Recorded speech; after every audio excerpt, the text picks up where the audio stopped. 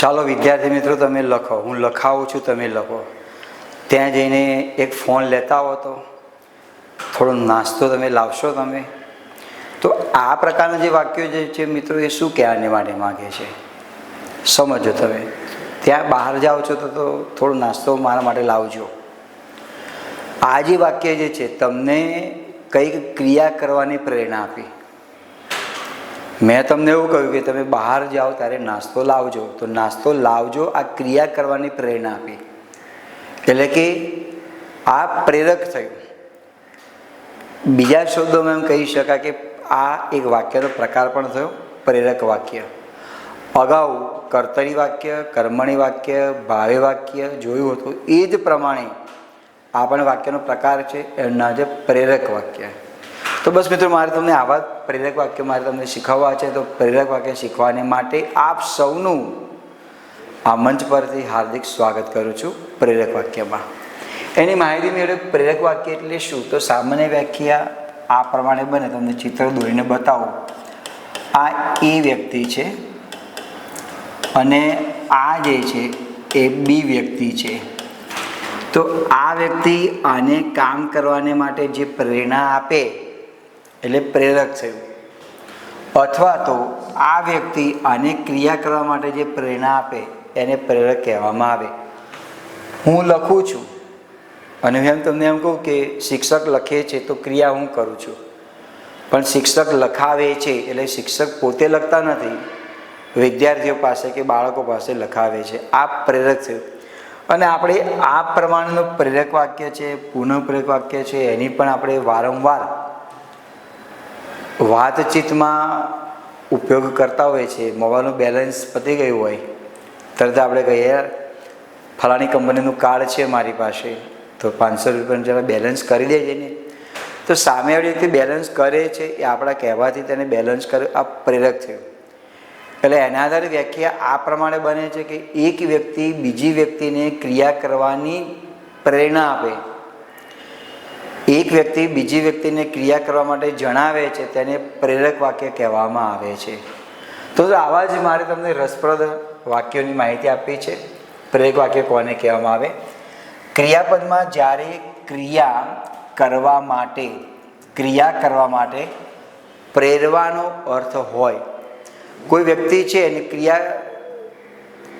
ક્રિયા પોતે નથી કરતી પણ બીજાની પાસે ક્રિયા કરાવે છે.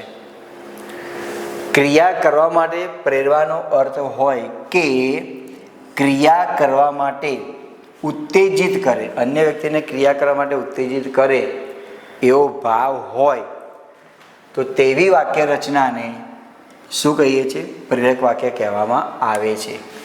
એક નાનકડા ઉદાહરણ દ્વારા તમને બતાવું. એમ લખું કે શિક્ષક લખે છે. આ કર્તરી વાક્ય છે, એમાં લખવાની ક્રિયા શિક્ષક કરે છે. પણ આ જ વાક્યને આ પ્રમાણે લખું તો આ પ્રમાણે વાક્ય શું બને છે? શિક્ષક લખાવે છે. આ જે છે પ્રેરક થયું. અહીંયા બાળકો જે લખે છે કોની પ્રેરણાથી લખે છે? શિક્ષકના કહેવાથી લખે છે. આ વાક્યમાં શિક્ષક લખે છે પણ એમાં પ્રેરિત કરતા મૂકેલું નથી. પ્રેરિત કરતા એટલે કે જે વ્યક્તિને ક્રિયા કરવાની પ્રેરણા આપવામાં આવે છે તે. હું આને આ રીતે પણ લખી શકું. પ્રેરિત કરતા ઉમેરીને શું લખી શકાય? શિક્ષક વિદ્યાર્થીઓને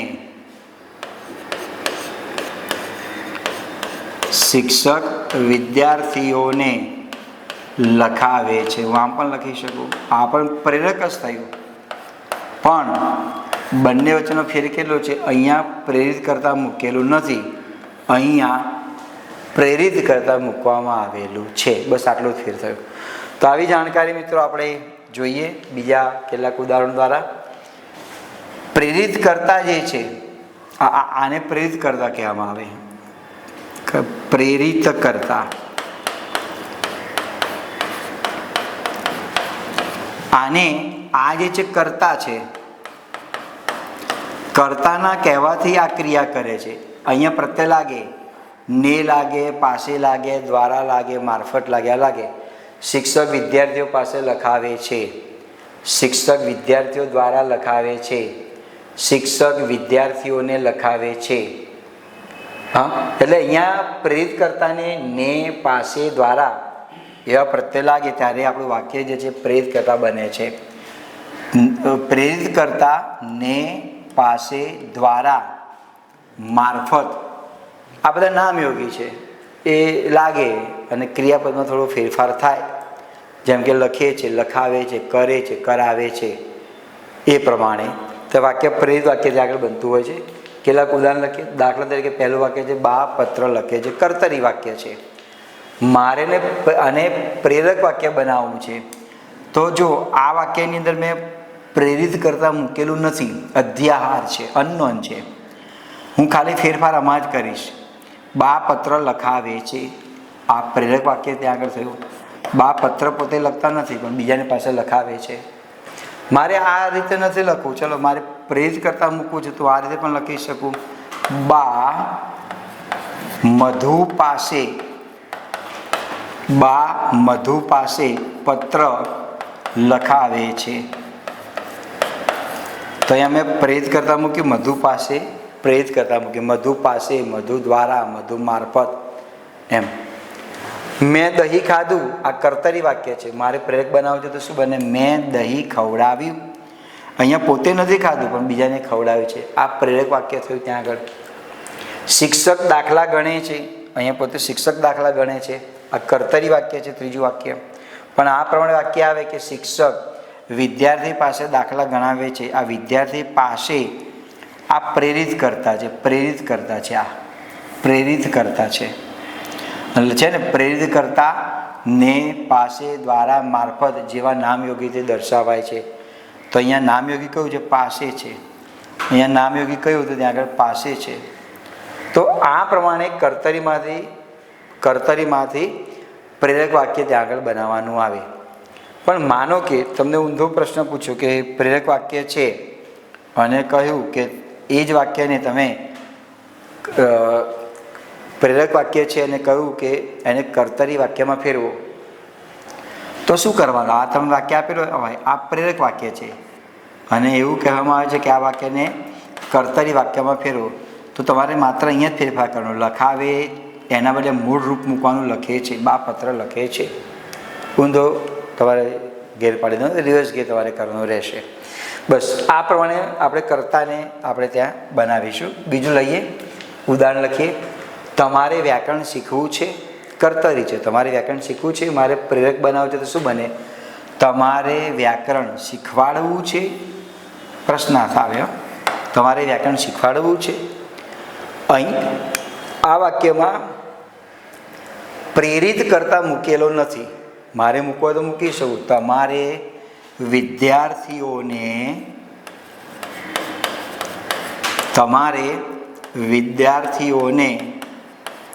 વ્યાકરણ શીખવાડવું છે. હું અહીંયા પ્રેરિત કરતા મૂકી શકું. તમારે વિદ્યાર્થીઓને વ્યાકરણ શીખવાડવું છે. આ પ્રમાણે પ્રેરિત કરતા ત્યાં આગળ બને. તું શા માટે ઘેર ઘેર ફરે છે? કર્તરી વાક્ય છે એનું પ્રેરક વાક્ય શું બને? તને કોણ ઘેર ઘેર ફેરવે છે? હવે આ વાક્ય પરીક્ષામાં પૂછાય ત્યારે આપણને થોડી અસમંજસ જેવું રહે કે મારે એને કેવી રીતે ફેરવું. તો આપણે તું શા માટે ઘેર ઘેર ફેરવે છે એવું કદાચ આપણને લાગે કે એવું બની શકે. તો આ પ્રમાણે તને કોણ કોણ ઘેર ઘેર ફેરવે છે? આ વ્યક્તિ જે ઘેર ઘેર ફેરવે છે કોકના કહેવાથી ઘેર ઘેર ફરતો હશે ને, એને કહ્યું હોય ગુરુજીએ જા તું ફલાણી જગ્યાએ જાય ને તો ભિક્ષા માગીને લાવ, અને ઘરથી ઘર ભિક્ષા માગવા માટે જાય છે. ગુરુની આજ્ઞાનું પાલન કરીને શિષ્ય ત્યાં જાય છે. એટલે આ વાક્યને કર્તરીમાં આ જે છે કર્તરી વાક્ય છે. તું શા માટે ઘેર ઘેર ફરે છે અને પ્રેરક વાક્ય બનાવવા માટે આ રીતે બને. તને કોણ ઘેર ઘેર ફેરવે છે? એટલે ભાઈ તને કોણ ઘેર ઘેર ફેરવી રહ્યું છે તને. ઓકે, તો આ પ્રમાણે મિત્રો કર્તરી વાક્યમાંથી પ્રેરક વાક્ય બને છે. આ વ્યક્તિ જે ઘેર ઘેર ફરે છે કોઈના કહેવાથી ફરી રહ્યો છે, એટલે આનું પ્રેરક વાક્ય આ રીતે બને. તને કોણ ઘેર ઘેર ફેરવે છે? આ પ્રમાણે આપણે પ્રેરકમાંથી કર્તરી વાક્યને બનાવીશું. હવે કેટલાક બીજું ઉદાહરણ આપણે લઈએ, સચિન ક્રિકેટ રમે છે. મારે એને પ્રેરક વાક્ય બનાવવું છે તો આ પ્રમાણે બને, મેં અહીંયા પ્રેરિત કરતા મૂકેલું છે.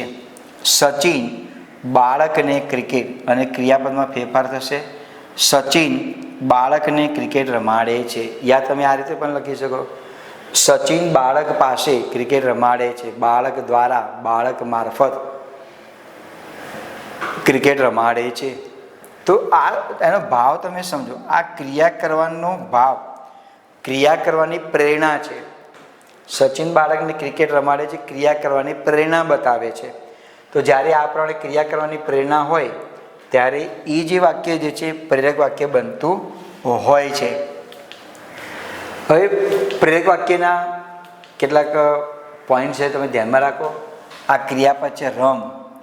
તમારે રમ જે છે એનું પ્રેરક વાક્ય બનાવવું હોય તો રમ ક્રિયાપદને શું બને? રમાડ.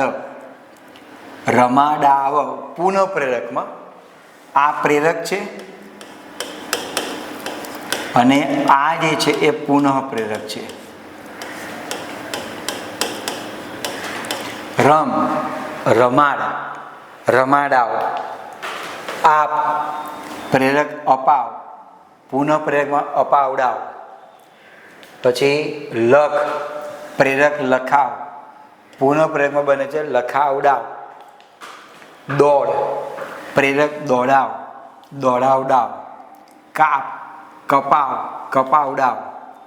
ખસ ખસેડ, ખસેડાવ. ચાલ ચલાવ, ચલાવડાવ.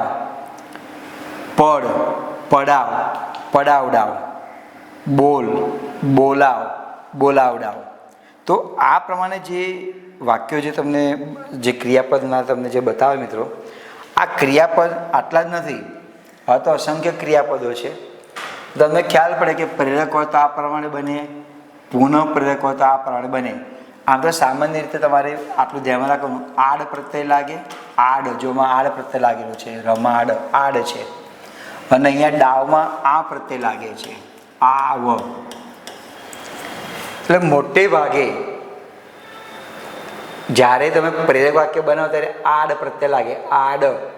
અહીંયા આવ છે અપાવ, અહીંયા જે છે આવ છે. તો અમુક જે ક્રિયાપદો જે છે તેને બાદ કરતા, કારણ કે અપાવનું તમે અપાડ લખો ને તો વાક્ય જે ક્રિયાપદ જે શબ્દ યોગ્ય નથી બનતો. મારે આપણને એવું લાગે કે આડ છે તો અપાવનું અપાડ ના બને.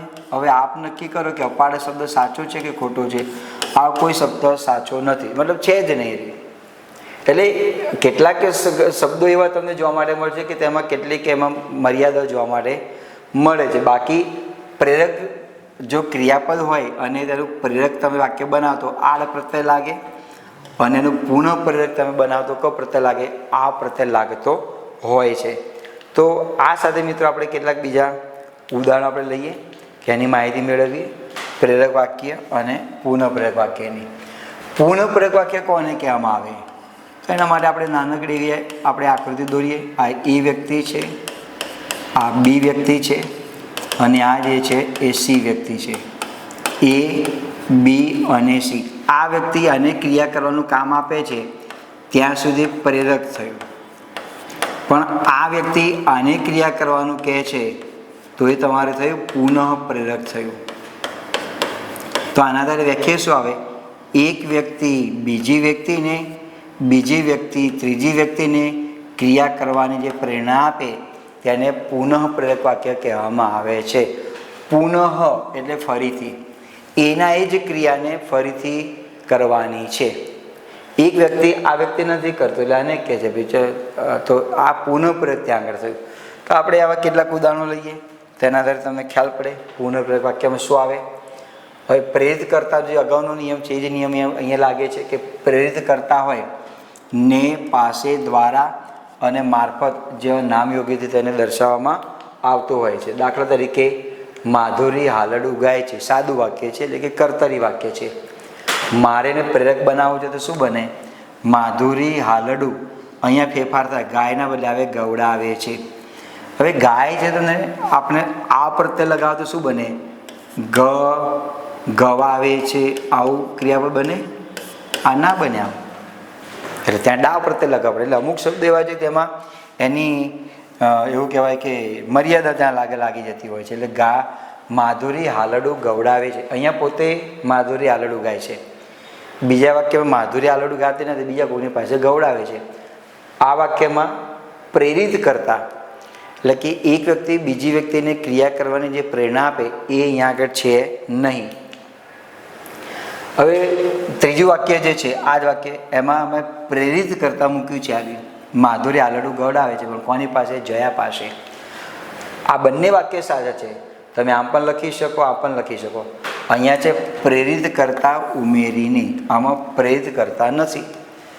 જયા પાસે, માધુરી જયા પાસે, માધુરી જયા દ્વારા, માધુરી જયા મારફત, માધુરી જયા થકી હાલડું ગવડાવે છે. આ બંને વાક્યો કર્તરીના જે વાક્યો જે છે, બંને વાક્યો પ્રેરક વાક્યો ત્યાં આગળ સાચા છે.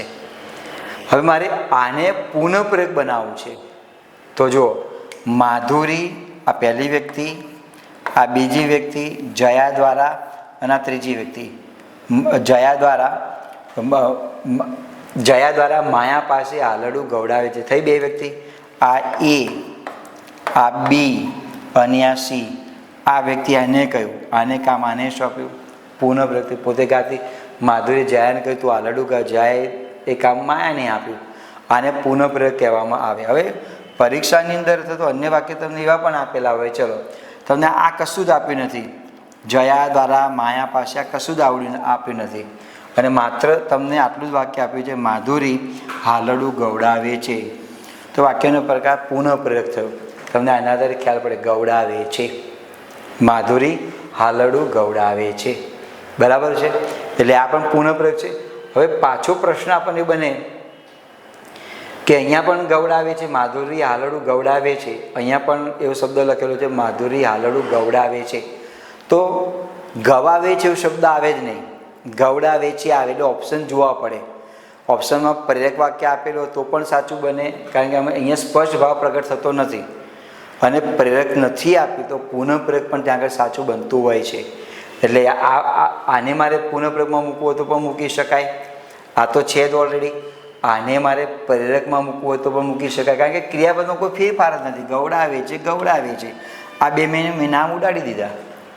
પણ આ બંને નામનો ઉલ્લેખ કરવામાં આવેલો હોય તો સ્પષ્ટ થાય છે, આ માધુરી એ વ્યક્તિ, જયા બી વ્યક્તિ, અને કોને કહે છે? સી વ્યક્તિને કહે છે. તો આપણને ખ્યાલ પડી ગયો કે આમાં ત્રણ વ્યક્તિ છે એટલે પુનઃ પ્રેરક ત્યાં આગળ થયું. તો આવું વાક્ય ક્યારેક અસમંજસ જેવું પૂછી નાખતા હોય છે, એટલે દોસ્તો તમે તેને ધ્યાનમાં રાખજો. રમા પત્ર લખે છે, કર્તરી વાક્ય છે, એને બનાવો પ્રેરક વાક્ય. તો ફેરફાર શું થશે? બા રમા પાસે પત્ર લખાવે છે, પ્રેરક વાક્ય થયું. લખે એના બદલે આપણે લખ્યું ત્યાં લખાવે છે. હવે આપણને એવું લાગે કે અહીંયા રમા પાસે કેવી રીતે થયું? મિત્રો, ક્યારેક પરીક્ષામાં એવું પૂછતા હોય છે કે અર્થ બદલ્યા વિના એનું વાક્યનો જે ભાવ ન બદલાય એ રીતે પ્રેરક વાક્ય બનાવો. તો એની થોડી સમજૂતી મેળવી લઈએ. અહીંયા પત્ર કોણ લખે છે? રમા લખે છે, જાતે રમા પત્ર લખે છે. પણ મારે રમા પાસે જ પત્ર લખાવવો છે, મારા કહેવાથી, બીજાના કહેવાથી, બીજાની પ્રેરણાથી તેને પત્ર લખાવવો છે.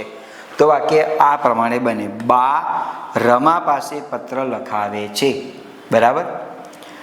તો આ જે વાક્ય જે છે, વાક્યનો અર્થ બદલાયો નથી. હા, સૂક્ષ્મ ફેર કેવું બદલાયો? ખાલી અહીંયા જાતે લખે છે રમા, અહીંયા જાતે લખતી નથી, બાના કહેવાથી પત્ર લખે છે. તો ક્યારેક પરીક્ષામાં આ રીતે આપેલું કે અર્થ બદલાય નહીં તે રીતે પ્રેરક વાક્ય ઓળખીને બતાવો. તો તમારે એટલું વિચારવાનું કે અહીંયા પત્ર રમા જ લખી રહી છે, ચલો અહીંયા રમાને જ પત્ર લખાવો છે, પણ કોની પ્રેરણા છે? તો આમાં આવે બા રમા પાસે પત્ર લખાવે છે. ઓકે, આ બંને વાક્યો એમાં પ્રેરક વાક્યને ત્યાં સાચા છે. આ જે વાક્ય જે છે પુનઃ પ્રેરક વાક્ય ત્યાં આગળ નથી. બીજું આપણે વાક્ય લઈએ.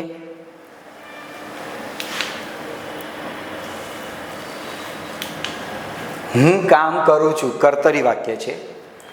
મારે પ્રેરક વાક્ય બનાવવું છે તો શું બને? જો કર્તરી વાક્યમાંથી કર્મણી બનાવો છો, પછી ભાઈ વાક્ય બનાવો છો, તેમાં કર્તાની પ્રત્યય લાગે છે. એટલે આપણે જ્યારે લખીએ ત્યારે બહુ ફેરફાર થઈ જતો હોય છે.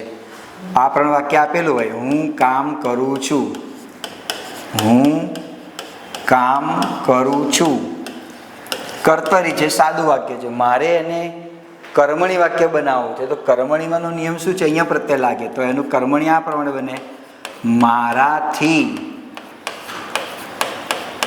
કામ કરાય છે, મારાથી કામ કરાય છે. આ જે છે એ એક્ટિવ વોઇસ, પેસિવ વોઇસ એટલે કે કર્મણી વાક્ય થયું. અને આ જે છે પ્રેરક થયું. જો અહીંયા ક્રિયાપદમાં ફેરફાર થાય છે, કરું છું એના બદલે કરાવું છું. કારણ કે બંનેમાં લોચો થઈ એવું છે. લોચો એટલે એવું કેવું લોચો કે અહીંયા આપણને લાગે કે અહીંયા પ્રત્યય લાગે, ક્યારેક પ્રેરકનું કર્મણી બનાવી દઈએ, કર્મણીનું પ્રેરક બનાવી દઈએ, એવું ક્યાંક ભૂલો થતી હોય છે. એટલે તમે જોજો કર્તરીમાંની કર્મણી બનાવો એટલે કર્તાને પ્રત્યય લાગે છે અને ક્રિયાપદમાં ફેરફાર થાય છે. કર્તરી વાક્યને પ્રેરક વાક્ય બનાવો એટલે માત્ર ને માત્ર ક્રિયાપદમાં ફેરફાર થાય છે. પણ એમાં જો પ્રેરિત કરતા આપેલો હોય એટલે કે એના કહેવાથી કોઈ પ્રેરિત કરતા છે તો એને પ્રત્યય લાગે ને, પાસે, દ્વારા, મારફત જે પ્રત્યયો છે તમારે ત્યાં લગાવવા પડે.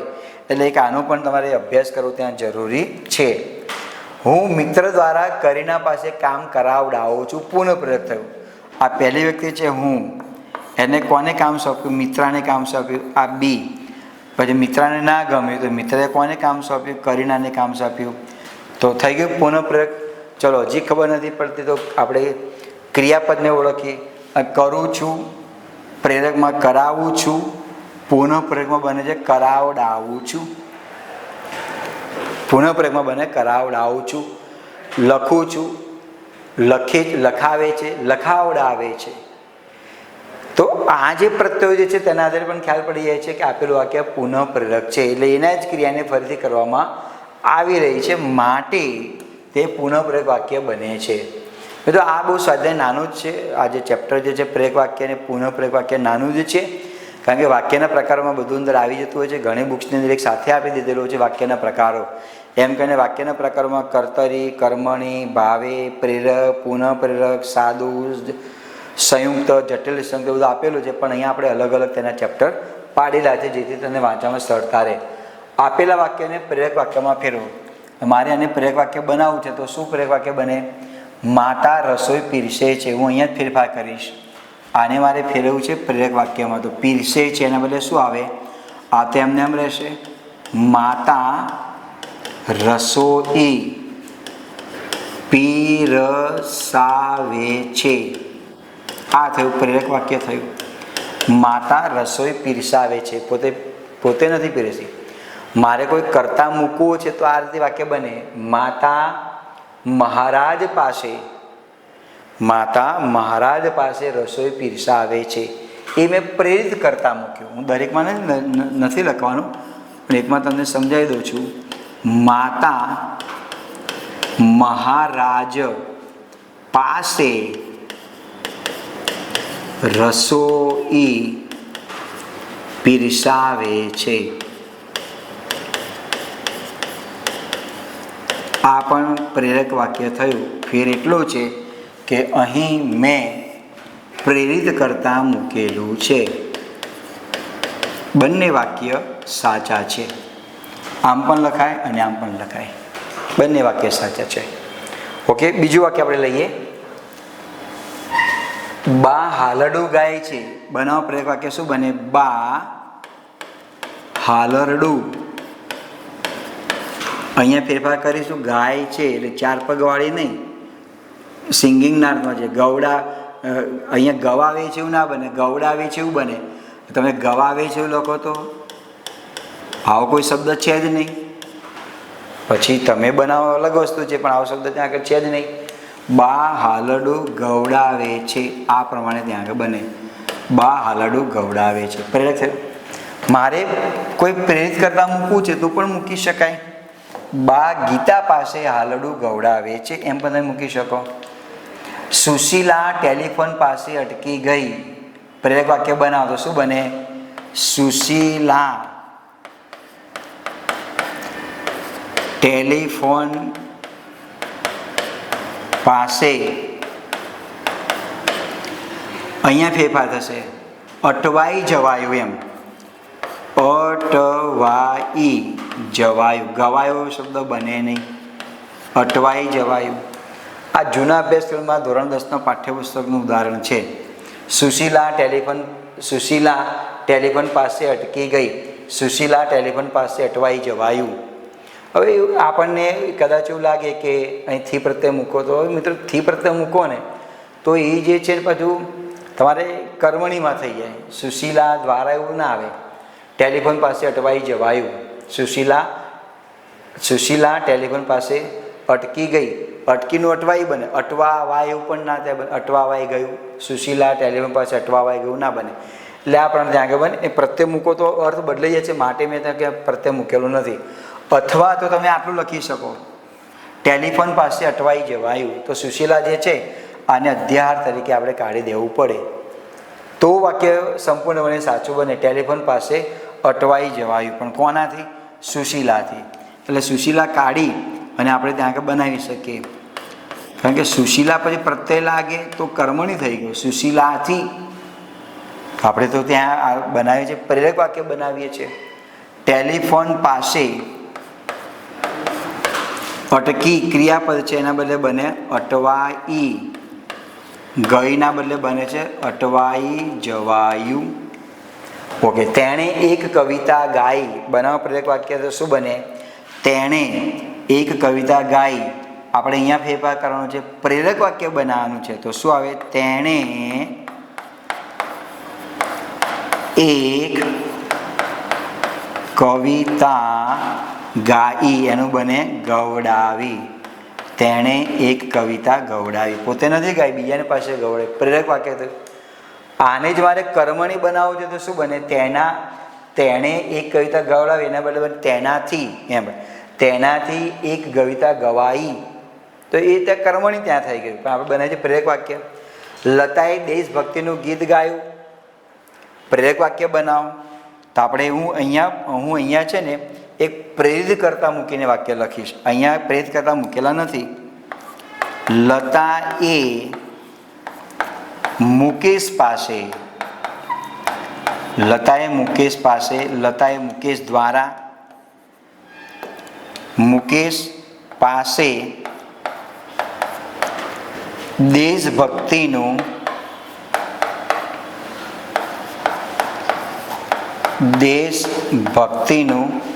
ગીત. આ ક્રિયાપદ છે ગાયું, હું એમાં ફેરફાર કરીશ તો ત્યાં આગળ બને ગવડાવ્યું. અહીંયા લતા ગાતે નથી, મુકેશ જોડે ગવડાવ્યું છે ગીત. આ મેં પ્રેરિત કરતા મૂક્યું. મુકેશ પાસે, મુકેશ દ્વારા, મુકેશ મારફત, તમે એમ ત્યાં લખી શકો. બીજા ઉદાહરણ આપણે લઈએ. એ સાંજે અમે બધા ખૂબ હસ્યા. પ્રેરક વાક્ય બનાવવું છે એટલે આપણે અહીંયા ફેરફાર કરીશું તો આ પ્રમાણે બનશે. એનો ઉત્તર બનશે એ સાંજે અમારાથી નહીં મૂકો. જો અમારાથી મૂકો તો કર્મણીમાં થઈ ગયું ને, ભાવી વાક્ય ત્યાં આગળ થઈ ગયું. એ સાંજે અમે બધાને, અહીંયા પ્રત્યય મૂકવો પડશે. ખૂબ હસ્યાના બદલે ત્યાં બને હસાવ્યા. એ સાંજે અમે બધાને ખૂબ હસાવ્યા. પ્રેરક વાક્ય થયું. એક ઘૂંટડો આપો, તો એને પ્રેરક વાક્ય બનાવવું છે તો આ રીતે બને. એક ઘૂંટડો આપો જે છે અહીંયા ફેરફાર થશે અપાવો. આ પ્રેરક થયું. અપાવના બદલે હું આ રીતે લખું અપાવડાવો. ખાલી આ ક્રિયાપદમાં ફેરફાર કરવાથી એ બને છે પુનઃ પ્રેરક બની ગયું. અને આ જે છે માત્ર ને માત્ર છે પ્રેરક થયું. કોઈ ફેરફાર કરવાનો નથી, માત્ર ક્રિયાપદમાં ફેરફાર કરવાથી પ્રેરક અને પુનઃ પ્રેરક વાક્ય બને છે. બીજું વાક્ય લઈએ. અમારી મોટર પાસે નૌકાહરણ કરાવ્યું. કર્તરી વાક્ય બનાવો. આ પ્રેરક વાક્ય છે, એને મારે બનાવવું છે, કર્તરી વાક્ય બનાવવું છે. તો અમારી મોટર પાસે, તો આ પણ વાક્ય બને એનો ઉત્તર આ પ્રમાણે ત્યાં આગળ બનશે. અમારી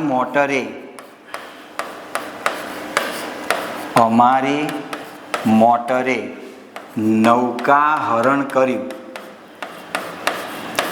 નૌકાહરણ કર્યું.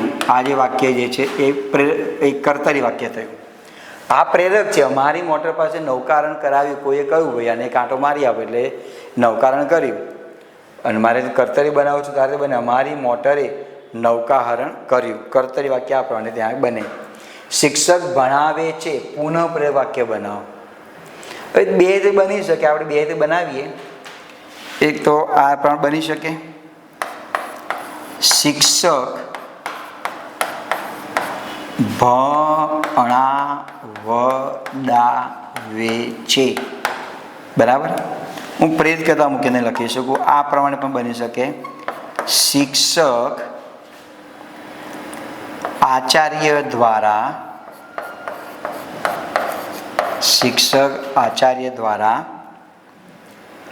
વિદ્યાર્થીઓ પાસે. જો પ્રેરિત કરતા બે હોય તો બંનેને પ્રત્યય લાગે. એક આને પણ પ્રત્યય લાગ્યો, આ પ્રેરિત છે, એનું પાછું પુનઃ પ્રેરિત છે. શિક્ષક આચાર્ય દ્વારા વિદ્યાર્થીઓ પાસે ભણાવડાવે છે. ભણાવડાવે છે. અહીંયા બંને જ જગ્યાએ મેં પ્રેરિત કરતા મૂક્યા છે. આ વાક્યમાં પ્રેરિત કરતા મૂકેલું નથી. બંને વાક્ય સાચા છે. આ વાક્યમાં પ્રેરિત કરતા મૂકેલું નથી, અહીંયા બંનેમાં મેં પ્રેરિત કરતા મૂકેલા છે, માટે બંને વાક્યો ત્યાં આગળ સાચા છે. આ રીતે પણ તમે વાક્યને બનાવી શકો. માં હાલરડું ગાય છે, પુનઃપ્રેરક વાક્ય બનાવતો આપણે બે રીતે બનાવીએ. માં હાલરડું ગાય છે તો આ રીતે બની શકે, માં હાલરડું. આ ક્રિયાપદ છે, એમાં આપણે ફેરફાર કરીશું, બનશે ગવડાવે છે. ગવડાવે છે. આ પણ પુનઃપ્રેરક થયું. હું પ્રેરિત કરતા મૂકું તો આ રીતે પણ બની શકે, અથવા માં માધુરી દ્વારા જયા પાસે હાલરડું ગવડાવે છે. બંને વાક્ય સાચા છે. બરાબર. હવે માને જ ગવડાવી છે તો પણ બની શકે, મારે માને જ ગવડાવી છે. અહીંયા મા પોતે ગાતા નથી, બીજાને ગવડાવે છે. અહીંયા પણ મા ગાતા નથી, માધુરીને કહ્યું, માધુરીએ જયાને કહ્યું, પણ મારે મા જ પાસે પુનઃપ્રેરકમાં ગવડાવવું છે તો આ રીતે બની શકે. શું બની શકે? માધુરી દ્વારા નહીં આવે, માધુરી જયા દ્વારા મા પાસે હાલરડું ગવડાવે છે. હાલરડું ગવડાવે છે. અહીંયા મા ગાય છે, પણ કોને કહેતી? માધુરીએ જયાને કહ્યું, જયા માને કહ્યું. ત્રણે ત્રણ વાક્યો સાચા છે. તમને કન્ફ્યુઝન થાય એટલા માટે મિત્રો નથી અહીંયા મેં મૂક્યા. પણ જીપીએસસીની 1-2ની તમે એક્ઝામ આપતા હોય, સીસીની તમે આપતા હોય તો એમાં પણ આ વાક્ય પૂછતા હોય છે, એટલે ધ્યાનમાં રાખો. આ જે વાક્ય અર્થ ન બદલાય એ પ્રમાણે છે. આ બંનેમાં અર્થ બદલાયો છે, એટલે એનો અર્થ એવો થયો કે અહીંયા મા પોતે હાલરડું ગાતી નથી, બીજાને ગવડાવે છે. અહીંયા પણ મા જયા પાસે ગવડાવે છે. અહીંયા મા હાલરડું ગાય છે, પણ કોના કહેવાતી? માધુરીએ જયાને કોઈ તે માટે ત્યાં આગળ ગાય છે. એટલે આ પણ વાક્ય મિત્રો પૂછાય છે. એટલે તમારે એટલું ધ્યાનમાં રાખવાની જરૂર છે કે આવા કેટલાક ઉદાહરણો પરીક્ષાની અંદર અગાઉની પરીક્ષામાં મિત્રો પૂછાઈ ચૂકેલા છે. એને તમારે તે ધ્યાનમાં રાખવું ત્યાં જરૂરી છે. જો એ વાક્યોને તમે ધ્યાનમાં રાખો તો અને તો જ તમને ખ્યાલ પડે કે પુનઃપ્રેરક વાક્ય કેવી રીતે બને છે, પ્રેરક વાક્ય કેવી રીતે બને છે. આમાં પ્રશ્ન ક્યાં થશે? કર્તરીમાંથી કર્મણી બનાવવાનું આવશે, કર્તરીમાંથી પ્રેરક બનાવવાનું આવશે. એટલે આપણને બધું ભેગું થઈ જશે. એટલે આ ઉદાહરણનો બહુ અભ્યાસ કરજો. કદાચ તમને કર્તરીમાંથી કર્મણી આવડશે, કારણ કે એમાં આપણે બહુ ધ્યાન આપીએ છીએ, પણ પ્રેરકમાં આપણે ધ્યાન આપતા નથી. તો એની પ્રત્યે પણ બે ધ્યાન ન આપતા બે ધ્યાન આપજો, કે જેના કારણે તમને પ્રેરક પણ ફાવે અને પુનઃપ્રેરક પણ ફાવે. મિત્રો, જે જૂનો અભ્યાસક્રમ હતો ને એમાં કેટલા વાક્યો પણ આમ આપણને કન્ફ્યુઝન ઊભા કરે એવા છે.